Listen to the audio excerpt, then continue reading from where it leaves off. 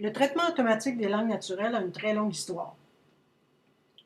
Il est né aux environs des années 60 et 70 avec la linguistique de corpus, ou corpus linguistics, qui étudiait la langue telle qu'elle était exprimée dans des corpus. Par exemple, on pouvait prendre un ensemble de journaux et étudier comment la langue était utilisée à l'époque. On peut y voir là le début de l'apprentissage machine, puisqu'on utilisait des données pour essayer de comprendre la complexité de la langue et essayer de l'expliquer. Dans les années 70 et 80, on a plutôt appelé ça Computational Linguistics, parce qu'on créait des outils informatiques de plus en plus puissants pour analyser la langue dans une perspective ici computationnelle. On utilisait des modèles statistiques ou encore des modèles qui étaient fondés sur des règles. C'était un domaine qui était à la base interdisciplinaire. On avait des linguistes, des informaticiens, des psychologues qui offraient des modèles computationnels pour expliquer, donc des modèles informatiques pour expliquer la langue naturelle. Tous ces domaines, en fait, remontent aux années 50 et 60, au début de l'informatique, au début des premiers ordinateurs. On appelait ça déjà en partant Natural Language Processing. Un domaine qui a regroupé l'informatique, ensuite l'intelligence artificielle et la linguistique pour l'étude des interactions humaines. Dans les années 50-60, ce qui intéressait les informaticiens à l'époque, c'était la traduction automatique. Pour une bonne raison, on était en guerre froide avec les Russes, donc on voulait avoir des programmes qui faisaient de la traduction automatique des messages que s'envoyaient les Russes. Au milieu des années 80, on a vu apparaître la notion de text mining, qui nous vient de data mining, ou forage de données, donc forage de texte ici.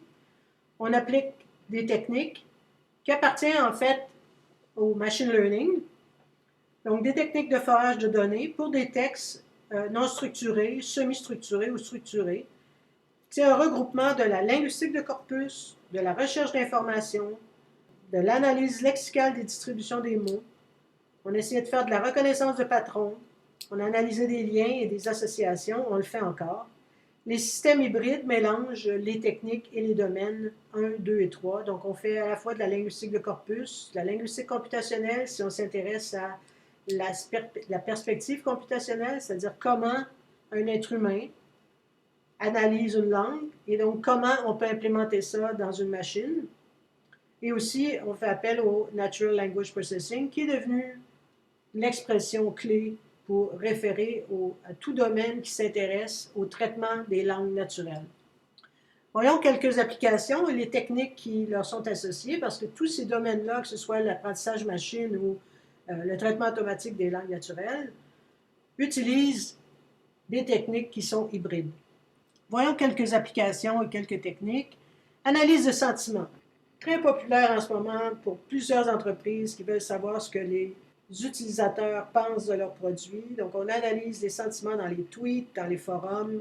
Les techniques qu'on utilise dans ces domaines font appel à l'apprentissage machine couplé à une ingénierie de caractéristiques explicites.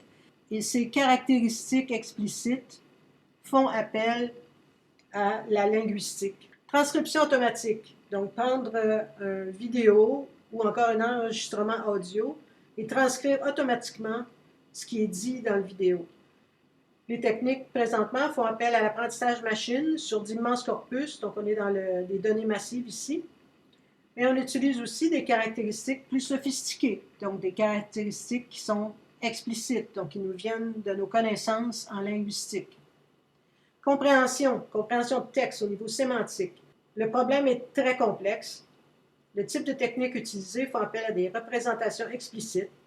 On utilise des grammaires, des représentations symboliques des connaissances, on y revient tout à l'heure, des algorithmes de calcul du sens. On fait aussi utilisation de représentations implicites avec des techniques d'apprentissage profond. Dans ce cas-là, les résultats, dans le cas de l'apprentissage profond, les résultats sont relativement bons au niveau lexical, donc au niveau inférieur, mais assez mauvais, même très mauvais au niveau supérieur, donc au niveau syntaxique et sémantique et plus loin pragmatique. Conversation. Ici, on a recours à des représentations explicites. C'est un problème très, très difficile à résoudre. Alors, ceci termine cette première section qui a fait le tour du traitement automatique des langues naturelles.